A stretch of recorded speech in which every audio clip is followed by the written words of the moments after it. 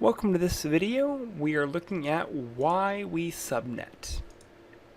So, in previous videos we talked about broadcast domains, and again, a broadcast will only propagate within its domain.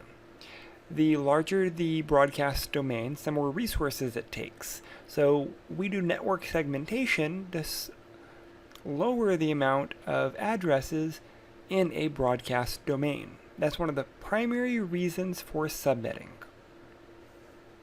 We break address ranges. The breaking of address ranges is called subnetting. We have things called octet boundaries. Those are going to be the /8s, the /16s, the /24s. Those are the octet boundaries. Subnetting on these boundaries are pretty easy, and when we get into our fixed length subnetting, I will do examples of those. We also have what's called a classless subnetting, which basically it allows us to separate network and host bits. They're not done on the boundary. They could be a /9 or a /10 or a /25 and so forth. It's important to understand language. So when we're talking subnets, subnets basically just let us know our groupings, and they're presented in two different ways. They're presented in dotted decimal form, 255.255.255.0 and 255.255.0.0. In slash notation, 255.255.255.0, it is actually 24 bits or /24, while the 255.255.0.0 really is a /16. So we can denote them as either dotted decimal or slash notation. It just kind of depends who you're talking to in the example. So there are some subnetting formulas that you're going to need to know. There's two big formulas, 2 to the n and 2 to the h minus 2. 2 to the n calculates the number of subnets. 2 to the h minus 2 calculates the number of hosts per subnet. N is the number of allocated network portion. H is the number of host portions. It is important to remember that an IP is 32 bits long. So if we're going to look at an example, we are looking at a /26, so we're working in the 4th octet. Again, the boundary is 8 or 16 or 24. So we are 2 places to the right of 24. So that is why n is 2. 2 to the 2 power is 4. 26 bits out of 32 belong to the network, which means there's 6 additional bits for the host network. 2 to the power of 6 is 64 minus 2, you get 62 total bits. Because again, it's going to be one group of 8 dot one group of 8 dot one group of 8 dot one group of 8. Each octet is groups of 8. 8, 16, 24.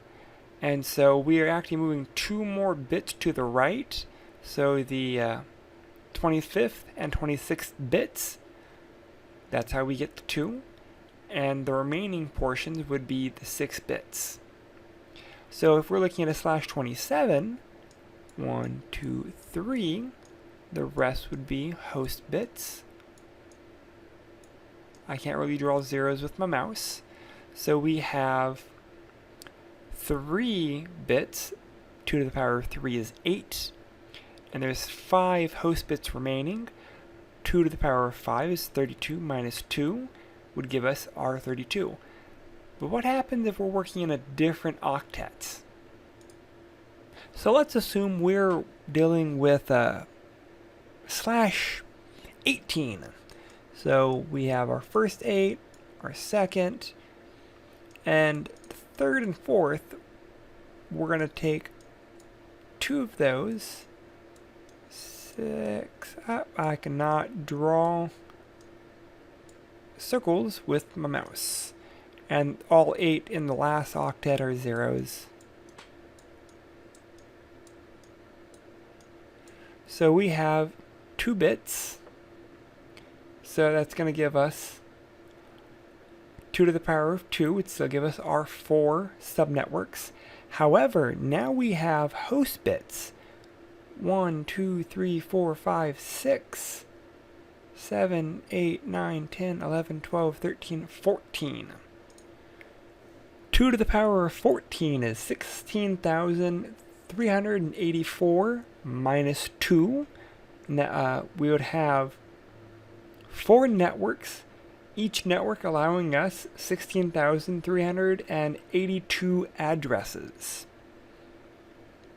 So again, just because we're dealing with the third octet, we cannot forget all of the remaining zeros, as those all are still part of the host portions. So H is the total number of allocated bits for the host portion. I'm going to bring that up again when we're talking subnetting, but just wanted to point that out. Subnetting to meet requirements. Normally when we are looking at subnetting, we're looking at 2 specific considerations: the number of host addresses required and the number of individual subnets needed. The number of subnets needed is a little more weird because we have a technology called variable length subnetting, and the number of subnets needed that requirement's not as necessary anymore. But anyways, for this example, we're going to look at those 2 main things. So you're working for an organization, you're asked to subnet to accommodate a specific number of networks. The organization has 7 departments, and each has to have their own network. The number of hosts per subnet, they are important. So we are given a range. What our starting range is doesn't really matter.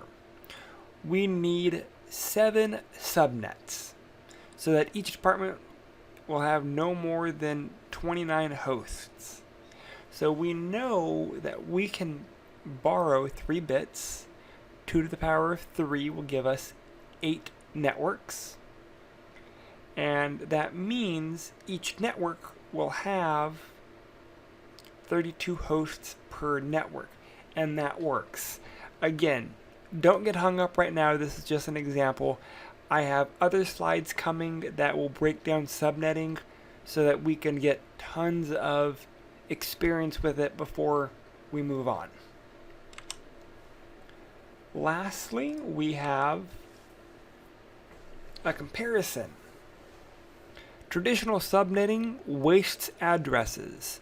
We are assuming that every network has the same host requirements. Realistically, is accounting going to be as large as HR? Is HR going to be as large as operations? No. So assuming that all departments are equal, that doesn't really work. So we have what's called variable length subnet masks that provides a lot more flexibility, and it wastes a lot less addresses. So we can have like a /30, or we can have a /30 for one network and a /28 for another network, and we can have multiple networks, each with different varying subnet masks, so that we can be more flexible. We have an entire video series dedicated to just our variable length subnet masks, so again, don't worry, we're going to get tons of experience on the subnet portion. If you have any questions about the basic concepts that were presented here, please let me know. Thank you.